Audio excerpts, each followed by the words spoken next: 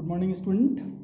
आज हम लोग 12th क्लास में एक नया टॉपिक स्टार्ट कर रहे हैं। चैप्टर ही नया है ये, इंडेफिनिट इंटीग्रेशन, डिफरेंशिएशन और एप्लीकेशन ऑफ डेरिवेटिव के बाद ये चैप्टर इंट्रोड्यूस होता है। और ये बहुत इंपॉर्टेंट चैप्टर है, ना केवल मैथ्स के लिए बल्कि फिजिक्स, केमिस्ट्री और बायो में भी इसका एप्लीकेशन यूज़ होता है। तो इंटीग्रेशन भी दो टाइप के हैं, वो है एक इंडेफिनिट और एक डेफिनेट। डेफिनेट बाद में आएगा, इंडेफिनिट पहले आएगा। इस टॉपिक को स्टार्ट करने के पहले ये जो वर्ड है इंडेफिनेट इंटीग्रल्स, इसका मीनिंग समझना होगा। तो पहले हम लोग इंटीग्रल का मीनिंग समझेंगे। इंटीग्रल क्या होता है? एक्चुअल में इंटीग्रल जो होता है उसको हम एंटर डेरिवेटिव भी बोलते हैं। अब इसका मीनिंग क्या होगा? डिफरेंशिएशन में आपने पढ़ा है कि अगर आप किसी फंक्शन को डिफरेंशिएट करते हो तो आपको एक फंक्शन तो मिलता है। अगर फंक्शन आपका डिफरेंशिएबल है तो आंसर आपका एक फिर फंक्शन ही आएगा। जैसे मान लीजिए आपने एफ को डिफरेंशिएट किया तो आपको एक नया फंक्शन मिला जी एक्स। ये जी एक्स जो है वो एफ का डेरिवेटिव है। अब एंटर डेरिवेटिव का क्या मतलब है?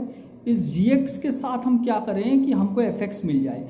तो जी एक्स के साथ जो ऑपरेशन हम यूज़ करेंगे जिससे हमको एफ मिले, वही ऑपरेशन होगी इंटीग्रेशन। और जी एक्स से एफ को फाइंड करने की जो होल प्रोसेस है, इसी को हम कहेंगे इंटीग्रेशन। और एफ जो होगा इस केस में वो होगा इंटीग्रल ऑफ जी एक्स। मतलब एफ को ही आप जी एक्स का इंटीग्रल कह सकते हो। मतलब क्या हुआ? होल प्रोसेस क्या हुई? अब हमने डेरिवेटिव में जिस फंक्शन को डिफरेंशिएट किया है, अब हम उस फंक्शन के डेरिवेटिव को इंटीग्रेट करके वापस फंक्शन को फाइंड आउट करेंगे। इस होल प्रोसेस को हम क्या कहेंगे? इंटीग्रेशन। इंडेफिनिट वर्ड क्यों यूज हो रहा है वो भी हम लोग देखेंगे। अब यहाँ पर जो जी है इसको जो एफ है उसको आप जी का इंटीग्रल भी कह सकते हो, एंटा डेरिवेटिव भी कह सकते हो, प्रिमिटिव भी कह सकते हो। तीनों वर्ड एक ही हैं, लेकिन मोस्ट जनरल हम लोग इंटीग्रल ही यूज़ करेंगे। तो f is the integral of g x. अब बात आती है, जैसे हमने डिफरेंशिएशन पढ़ा था तो वहाँ हम सिंबल यूज़ कर रहे थे डिफरेंशिएशन के लिए, वैसे ही यहाँ इंटीग्रेशन के लिए हम लोग क्या सिंबल यूज़ करेंगे? तो जिस फंक्शन को हम इंटीग्रेट करने जा रहे हैं उसके सामने हम एक ऐसे कर्व का साइन लगा देंगे और ऑपरेटर जो है वो dx होगा इंटीग्रेशन का। तो जब भी किसी फंक्शन को इंटीग्रेट करना है तो उसको इस साइन के अंदर रखना पड़ेगा, कर्व वाले साइन के अंदर रखना पड़ेगा और dx ऑपरेटर से ऑपरेट करना पड़ेगा। इसका जो प्रिमिटिव होगा या जो एंटर डेरिवेटिव होगा या जो इंटीग्रल होगा, वो जब आपको पता रहेगा तो वो उसको आप यहाँ लिख दोगे, प्लस सी एक कांस्टेंट ऐड कर दोगे। ये सी जो है वो कोई भी एक रियल कांस्टेंट हो सकता है और इस सी की वैल्यू फिक्स नहीं होती है। यही कारण है कि इस पूरी प्रोसेस को हम इंडेफिनेट इंटीग्रल कहते हैं, क्योंकि सी की वैल्यू पोजीशन पे और सिचुएशन पे डिपेंड करेगी। अलग अलग सिचुएशन में इसकी वैल्यू अलग अलग आएगी। तो दैट्स वाई जीएक्स के कई टाइप के प्रिमिटिव या इंटर डेरिवेटिव या कहना चाहिए इंटीग्रल्स हमको मिल सकते हैं। कोई एक फिक्स आंसर नहीं है, इसलिए हम इसको बोलते हैं इंडेफिनेट इंटीग्रल। नाउ अब हमको ये देखना है कि ये जो dx है वो ऑपरेटर है। जैसा कि आपको पता है dy dx जो होता है वो डिफरेंशिएशन का ऑपरेटर होता है, वैसे ही dx जो है यहाँ पर इंटीग्रल का ऑपरेटर है या इंटीग्रेशन का ऑपरेटर है। अब ये जो इंटीग्रल है, इंटीग्रल को फाइंड करते समय आप जिन कॉम्पैक्ट स्टेप का यूज़ करते हो, जिस प्रोसेस में आप जाते हुए एक डेफिनेट स्टेप्स का यूज़ करते हुए एक फाइनल आंसर लेके आते हो, उस पूरी प्रोसेस को ही हम क्या कहते हैं? इंटीग्रेशन कहते हैं। जैसे डिफरेंशिएशन में होता था, डेरिवेटिव फाइंड करने के लिए जिस प्रोसेस को आप यूज़ करते थे उस होल प्रोसेस को ही हम क्या कहते थे? डिफरेंशिएशन। वैसे ही इंटीग्रेशन जो है वो इंटीग्रल फाइंड आउट करने की होल प्रोसेस है। अब इस चीज़ का ज्योमेट्रिकल मीनिंग देख लें हम लोग। जैसे डिफरेंशिएशन में ज्योमेट्रिकल मीनिंग होता था, किसी पॉइंट पर किसी फंक्शन का अगर आप डेरिवेटिव फाइंड करते थे तो उस पॉइंट पर आप उस फंक्शन की टेंजेंट का स्लोप फाइंड करते थे। अब यहाँ पर इंटीग्रेशन या जो इंटीग्रल है इसका ज्योमेट्रिकल मीनिंग क्या होगा? चूंकि ये डेरिवेटिव का उल्टा है, एंटर डेरिवेटिव है, तो यहाँ पर हम लोग इसको हम ऐसे तरह से समझ सकते हैं कि हमारे पास समझ लीजिए कर्व की एक फैमिली है। ये बहुत सारे कर्व हैं, मैं आपको दिखा रहा हूँ यहाँ पर। जैसे ये कर्व है, दूसरा ये कर्व है, तीसरा ये कर्व है, चौथा ये कर्व है, इस तरह से बहुत सारे कर्व हैं। और इन सारे कर्व को एक परपेंडिकुलर लाइन जो कि एक्स एक्सिस के परपेंडिकुलर है वो इंटरसेक्ट कर रही है P1, P2, P3, P4 पर। ये जो लाइन हमने परपेंडिकुलर ली है ये उस एक्सिस के परपेंडिकुलर लेना है जिसका वेरिएबल फंक्शन में यूज़ हो रहा है या ये जो कर्व है उनमें यूज़ हो रहा है। हम मान लेते हैं कि सारे कर्व या फंक्शन में जो वेरिएबल है वो x यूज़ हो रहा है, तो इसकी एक्सिस जो हो जाएगी वो x एक्सिस हो जाएगी और इस x एक्सिस के परपेंडिकुलर ये जो लाइन है x इक्वल टू a, ये सारे कर्व को अलग अलग P1, P2, P3, P4 पर इंटरसेक्ट कर रही है। अगर हम P1, P2, P3, P4 पर इन सारे कर्व की टेंजेंट प्लॉट करें तो इनमें खास बात आएगी कि वो आपस में पैरेलल होंगी। मतलब क्या हुआ कि अगर हम इस कंप्लीट कर्व की फैमिली की इक्वेशन ले लें, जैसे सपोज टू बी वो इक्वेशन है y equal to F X plus C. ये सी मैंने क्यों ऐड किया हुआ है? फर्स्ट वाले कर्व के लिए सी की वैल्यू कुछ और रहेगी, सेकंड वाले के लिए कुछ और रहेगी, थर्ड वाले के लिए कुछ और रहेगी, फोर्थ वाले के लिए एंड सो ऑन। तो कंप्लीट जब फैमिली को हम रिप्रेजेंट करेंगे तो इन जनरल हम उसको सी ले लेंगे। अब इन सारे जो कर्व हैं उनकी फैमिली की इक्वेशन हमको मिल गई, और अगर हम इनकी टेंजेंट्स का स्लोप फाइंड करना चाहते हैं अलग अलग point P1, P2, P3, P4 पर, तो dy अपॉन dx की वैल्यू जो क्या आएगी f डैश x आएगी, और ये सबके लिए सेम रहेगी क्योंकि सारी टेंजेंट्स आपस में पैरेलल हैं तो सबके स्लोप इक्वल होंगे। तो अगर आप इस फैमिली कर्व की फैमिली की टेंजेंट का स्लोप फाइंड करते हो तो वो उन सारे कर्व की अलग अलग टेंजेंट के स्लोप को रिप्रेजेंट कर देता है एक साथ, और यही है इंटीग्रेशन। इंटीग्रेशन क्या करता है? उस पूरे कर्व की फैमिली की इक्वेशन को ही फाइंड करता है जिनकी टेंजेंट्स उन सारे पॉइंट्स पे जहां पर इन कर्व के वेरिएबल को रिप्रेजेंट करने वाली एक्सिस के परपेंडिकुलर कोई लाइन इनको इंटरसेक्ट करती है, उन पॉइंट्स पर इनकी टेंजेंट्स जो है वो आपस में पैरेलल होती हैं, और इन सब कर्व की फैमिली की इक्वेशन को हम इंटीग्रेशन की हेल्प से फाइंड करते हैं। तो इसका ज्योमेट्रिकल मीनिंग ये हो गया कि आप यहाँ पर उन सारे कर्व्स की फैमिली की इक्वेशन को फाइंड करते हो जिनकी टेंजेंट्स आपस में पैरेलल होती हैं, और ये टेंजेंट्स कहाँ पे बनती हैं? जहाँ पर इन कर्व में जो वेरिएबल यूज हो रहा है उस वेरिएबल को रिप्रेजेंट करने वाली एक्सिस के परपेंडिकुलर कोई लाइन इन कर्व्स को इंटरसेक्ट करती है। तो ओवरऑल इंटीग्रेशन का, इंडेफिनेट इंटीग्रेशन का मीनिंग हो गया to represent a family of curve whose tangents at the point of intersection of the line which is orthogonal to the axis of variable of these curves intersect these curves। इन सारे curve को जो orthogonal line intersect करती है उन सारे points पर इनकी tangents आपस में पैरेलल होती हैं, और अगर इनकी फैमिली की इक्वेशन हमको फाइंड करना है तो हमको इंटीग्रेशन का यूज करना पड़ता है। ये है ज्योमेट्रिकल मीनिंग एक्चुअल में। तो इसके बाद अब हमको ये देखना है कि बेसिकली ऐसे कौन कौन से फंक्शन हैं जिनके इंटीग्रेशन या इंटीग्रल हमको डायरेक्ट पता है, और बाकी जिनके हमको इंटीग्रल डायरेक्ट पता नहीं है उन सारे फंक्शंस के इंटीग्रल को हम विथ मेथड फाइंड करेंगे। मेथड बहुत सारी होंगी, इसमें 3 मेथड मेनली यूज होंगी: substitution method, integration by parts और पार्शियल फैक्टराइजेशन मेथड। ये सब सेकेंडरी आएगा। अभी हमको जिन फंक्शंस के डायरेक्ट डेरिवेटिव पता है उन सारे डेरिवेटिव को अगर हम इंटीग्रेट करते हैं, जैसा कि इसकी डेफिनेशन एंटर डेरिवेटिव फाइंड करते हैं, मतलब जिन फंक्शंस के हमको सीधे डिफरेंशिएशन पता है उन सारे फंक्शंस, या जो फंक्शन किसी के डेरिवेटिव है डायरेक्ट हमको पता है, तो अगर हम उनको इंटीग्रेट करते हैं तो हमको वो फंक्शन मिल जाएंगे जिनकी वो इंटीग्रेशन, जिनकी वो डिफरेंशिएशन है। तो अब हम वही देखेंगे कि हमको कौन कौन से फंक्शन ऐसे पता है जो किसी न किसी के डायरेक्ट डिफरेंशिएशन है। जैसे x to the power n+1 upon n+1, ये जो है x to the power n का x to the power n+1 upon n+1, इसका अगर आप डेरिवेटिव फाइंड करते हो तो आपको मिलता है x to the power n।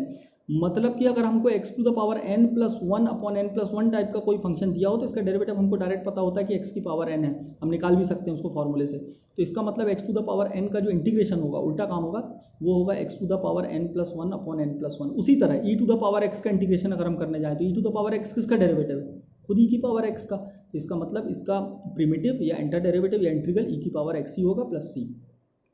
a to the power x, ये किसका डेरिवेटिव होना चाहिए? a to the power x upon log a का। जब आप इसको डिफरेंशिएट करोगे तो a to the power x मिलेगा, तो a to the power x का जो इंटीग्रेशन होगा या इंटीग्रल होगा वो हो जाएगा a to the power x upon log a plus c। 1/x किसका डेरिवेटिव होता है? log x का। उन्होंने डिफरेंशिएशन में पढ़ा है, तो 1/x का जो प्रिमिटिव होगा या इंटर डेरिवेटिव होगा या इंटीग्रल होगा वो क्या हो जाएगा? log x। Similarly k constant, ये किसका डेरिवेटिव होगा? kx टाइप की किसी फंक्शन का। तो इसका मतलब k का जो प्रिमिटिव या इंटर डेरिवेटिव या इंटीग्रल है वो kx हो जाएगा प्लस c। साइन x किसका डेरिवेटिव होता है? माइनस ऑफ कॉस x का। माइनस ऑफ कॉस x को जब आप डिफरेंशिएट करते हो तो साइन x मिलता है। तो साइन x का जो प्रिमिटिव या इंटर डेरिवेटिव या इंटीग्रेशन होगा वो माइनस कॉस x होगा। कॉस x किसका डेरिवेटिव होता है? साइन x का। तो कॉस x का जो इंटीग्रेशन होगा वो साइन x हो जाएगा। सिमिलरली सेक x इंटू टेन एक्स किसका डेरिवेटिव होता है? सेक x का। तो इसका मतलब सेक x इंटू टेन एक्स का जो इंटीग्रल होगा वो सेक x हो जाएगा। उल्टी बात कर रहे हैं हम लोग। डेरिवेटिव जो था अब उसको इंटीग्रेट करके हम फंक्शन फाइंड कर रहे हैं। Cosec x into cot x, ये किसका डेरिवेटिव होता था? माइनस कॉसेक x का। That's why cosec x into cot x का जो इंटीग्रल होगा वो माइनस कॉसेक x हो जाएगा। सेक स्क्वायर x किसका डेरिवेटिव होता था? 10x का। That means sec square x का जो इंटीग्रल होगा वो 10x हो जाएगा। कॉसेक स्क्वायर एक्स किसका डिफरेंशिएशन होता था? माइनस कॉट एक्स का। That's why cosec square x का जो इंटीग्रल है वो माइनस कॉट एक्स हो जाएगा। 1/√1 माइनस एक्स स्क्वायर, ये किसका डिफरेंशिएशन होता था? साइन इनवर्स एक्स का। तो इसका मतलब इसका जो इंटीग्रल होगा वो साइन इनवर्स एक्स हो जाएगा। बस आपको इस तरफ जो फंक्शन लिखे हुए इंटीग्रेशन के अंदर वो किसके डेरिवेटिव है ये भर पता होने चाहिए। ये डायरेक्ट किसी न किसी के डेरिवेटिव है जो मैं लिख रहा हूँ। -1/√1 minus x square, that is ये कॉस इनवर्स एक्स का डेरिवेटिव होता था, इसलिए इसका इंटीग्रेशन कॉस इनवर्स एक्स हो जाएगा। 1/1 प्लस एक्स स्क्वायर, ये किसका डेरिवेटिव होता है? tan इनवर्स एक्स का। दैट्स वाई इसका जो इंटीग्रेशन होगा वो tan इनवर्स एक्स हो जाएगा। सिमिलरली -1/1 प्लस एक्स स्क्वायर का integration cot inverse x. 1/x √x² - 1 किसका डेरिवेटिव होता है? सेक इनवर्स एक्स का। दैट्स वाई 1/x √x² - 1 का जो डेरिवेटिव होगा वो सेक इनवर्स एक्स हो जाएगा। -1/x √x² - 1 dx, ये किसका डेरिवेटिव होगा? ये कॉसेक इनवर्स एक्स का डेरिवेटिव होगा। दैट्स वाई इसका इंटीग्रेशन कॉसेक इनवर्स एक्स हो जाएगा। तो ये बेसिक जो स्टार्ट फार्मूले हैं, इनको निकालने के लिए हमने किसी मेथड का यूज़ नहीं किया। ये डायरेक्ट जो है जिन फंक्शंस को हमने यहाँ लिखा हुआ है इंटीग्रेशन के अंदर, ये किसी न किसी के डेरिवेटिव थे। बस हमको ये रिकॉल करना पड़ा कि ये किस फंक्शन के डेरिवेटिव थे। हमने आंसर में प्रिमिटिव या इंटर डेरिवेटिव इंटीग्रल के फॉर्म में उन्हीं फंक्शंस को लिख दिया। तो इस तरह से हमारा डिफरेंशिएशन का भी एक रिवीजन हो गया कि जो हमको ये पता चल गया कि इस तरफ जो फंक्शन लिखे हुए हैं किसके डिफरेंशिएशन है। तो अगर हम उल्टा देखेंगे तो राइट साइड जो आंसर लिखे हुए हैं उनको डिफरेंशिएट करने से ये वाले फंक्शन मिल जाएंगे जिनका हम इंटीग्रेशन कर रहे हैं। अब कुछ बेसिक प्रॉपर्टी है जो स्टार्ट के क्वेश्चन सॉल्व करने में काम आएगी, वो है एक तो डिस्ट्रीब्यूटिव लॉ। अगर इंटीग्रेशन को आप दो फंक्शन के एडिशन या सब्सट्रैक्शन पे चाहो तो डिस्ट्रीब्यूट कर सकते हो, अलग अलग करके उनको इंटीग्रेट कर सकते हो, और बीच का जो साइन है प्लस या माइनस वो वैसा ही रहेगा। इसी तरह से किसी फंक्शन के साथ कोई कांस्टेंट मल्टीप्लाई है तो कांस्टेंट बाहर आ जाएगा, केवल फंक्शन का इंटीग्रेशन होगा। ये बिल्कुल बेसिक प्रॉपर्टी थी। और फर्स्ट जो एक्सरसाइज है आपकी, फर्स्ट जो टॉपिक है, उसमें आपको बहुत ज़्यादा दिमाग नहीं लगाना है, केवल ऐसे ही फंक्शन दिए जाएंगे जो ये जो फॉर्मूले हैं उनमें कन्वर्ट हो जाएंगे, या तो डायरेक्ट इसी फॉर्म में दिखाई देंगे या कन्वर्ट हो जाएंगे थोड़ा सा सॉल्व करने के बाद, अलजेब्रिकली थोड़ा सा मैथमेटिकली सॉल्व करने के बाद आपका क्वेश्चन इनमें से ही, जो फॉर्मूले मैंने लिखे हैं इनमें से ही किसी न किसी फॉर्म में कन्वर्ट हो जाएगा। और कन्वर्ट होने के बाद आप डायरेक्ट उसका आंसर लिख सकते हो, तो आपको इनके आंसर भी याद हो जाएंगे और एग्जाम में फिर जब आप आगे जाओगे, इस टॉपिक में आगे पढ़ने जाओगे, यही फार्मूले आपको यूज होंगे चाहे आप कोई भी मेथड अप्लाई करोगे। तो अभी हम लोग इससे रिलेटेड कुछ क्वेश्चन देख रहे हैं जो कि आपको इनिशियली स्टार्ट या प्रैक्टिस या बेस में काम आएंगे। आपको बहुत ज़्यादा कुछ नहीं करना है। आपका जो क्वेश्चन होगा उसमें एक छोटा सा ट्रांसफॉर्म होगा, मतलब थोड़ा सा चेंज आएगा और आपका जो क्वेश्चन है वो इन्हीं स्टैंडर्ड फॉर्म में से किसी न किसी फॉर्म में कन्वर्ट हो जाएगा और आपको आंसर लिखना होगा। तो देखते हैं सबसे पहले, evaluate integration of 3 sin x - 2 cos x + 4 sec square x - 5 cos square x। ये एक फंक्शन दिया हुआ है, इसका इंटीग्रेशन करना है। तो आपने डिस्ट्रीब्यूटिव प्रॉपर्टी अभी मैंने बताई, बहुत सारे फंक्शन अगर आपस में प्लस माइनस फॉर्म में लिखे हुए हैं, बाहर इंटीग्रेशन का साइन है, तो आप डिस्ट्रीब्यूट कर सकते हो। तो आप स्टार्ट कैसे लोगे? सबसे पहले आप लेफ्ट साइड आई लिखोगे, आप इंटीग्रेशन करने जा रहे हो, इक्वल टू जो क्वेश्चन है वो पूरा वैसा ही का वैसा लिखोगे। अब आपको आंसर के साथ कांस्टेंट भी लिखना पड़ेगा। जब आप किसी फंक्शन को इंटीग्रेट करने जाओगे तो उसका आंसर लिखोगे तो कांस्टेंट भी ऐड करना पड़ेगा। अगर बहुत सारे फंक्शन है तो सबके साथ आंसर में उसका कांस्टेंट लिखने की जरूरत नहीं है। सबको पहले आप इत्मीनान से एक बार इंटीग्रेट कर लो और लास्ट में एक कॉमन कांस्टेंट लगा दो। तो सबसे पहले तो हम ये करेंगे कि इंटीग्रेशन के साइन को अंदर डिस्ट्रीब्यूट कर देंगे सभी फंक्शंस पे। अब सेकंड प्रॉपर्टी क्या लग रही है? कांस्टेंट अगर किसी फंक्शन के साथ मल्टीप्लाई होता है तो कांस्टेंट बाहर आ जाएगा, केवल फंक्शंस का इंटीग्रेशन होगा, तो सभी कांस्टेंट को मैंने बाहर ले लिया। अब आपको रिकॉल करना है साइन एक्स का इंटीग्रेशन क्या है, पीछे मैंने लिखा हुआ है माइनस कॉस एक्स। स्टार्ट में आप हो सकता है देखो उसको बार बार, लेकिन आप ये रिकॉल करना कि ये किसका डेरिवेटिव है, तो आपको आंसर लिखने में दिक्कत नहीं जाएगी। सिमिलरली कॉस एक्स किसका इंटीग्रेशन क्या हो जाएगा? Sine x. Sec square x का इंटीग्रेशन क्या हो जाएगा? Tan x. और कॉसेक स्क्वायर एक्स का इंटीग्रेशन क्या हो जाएगा? Minus cot x, but minus पहले से है तो प्लस कॉट 5 कॉट एक्स, और प्लस सी एक कॉन्स्टेंट हमने लगा दिया। यहाँ आंसर आपका कंप्लीट हो गया। Question number 2, x³ - x² + x - 1 whole upon x - 1, इसका इंटीग्रेशन करना है। अब डायरेक्टली देखने पता चलता है कि ये किसी फॉर्म को मैच नहीं कर रहा, पीछे हमने जो भी स्टैंडर्ड फॉर्म लिखे। लेकिन अगर थोड़ा सा दिमाग लगाया जाए तो नीचे जो x - 1 है वो ऊपर जो एक्सप्रेशन है उसका एक फैक्टर है। कैसे? फर्स्ट दो टर्म में से आप x² कॉमन ले लो, x - 1, और लास्ट दो टर्म में से 1 कॉमन ले लो तो x - 1। होल कॉमन क्या निकल रहा है? x - 1, अंदर क्या बचेगा? x² + 1, और नीचे x - 1, दोनों x - 1 कट जाएंगे, क्या बचेगा? x² + 1। अब इसे x² + 1 में फिर इंटीग्रेशन को अंदर डिस्ट्रीब्यूट कर दो, x² dx + 1 dx। x² dx यहाँ कौन सा फॉर्मूला लग रहा है? पीछे मैंने लिखा है x⁴n वाला। तो इसका क्या होता है answer? x⁴n + 1 upon n + 1। That means x⁴n की जगह 2 यूज कर लोगे, 2 + 1 अपॉन 2 + 1, x³ / 3, और 1 एक कांस्टेंट है k x हो जाएगा, इसका मतलब 1x हो जाएगा, मतलब x हो जाएगा, प्लस c एक कांस्टेंट हमने कॉमन यूज कर लिया। सिमिलरली क्वेश्चन नंबर 3, यहाँ पर एक trigonometric function under root 1 minus cos 2x dx। अब इसका ये फंक्शन जो है इसका डायरेक्ट कोई इंटीग्रेशन पीछे हमने लिखा नहीं है, लेकिन हम इसमें अगर अप्रोप्रिएट चेंज करें 11th में हमने जो ट्रिग्नोमेट्रिक के फॉर्मूले पढ़े हैं तो उससे ये हो सकता है इंटीग्रेबल हो जाए। 1 माइनस कॉस 2x को हम हाफ एंगल फॉर्मूले से क्या लिख सकते हैं, 2 sin स्क्वायर x। 2 कॉन्स्टेंट है, रूट के साथ है, बाहर आ जाएगा रूट 2 बचेगा, साइन स्क्वायर x से रूट कैंसिल हो जाएगा, साइन x बचेगा। अब देखो ये साइन x जो है इंटीग्रेबल हो गया, minus cos x root 2 cos x plus c।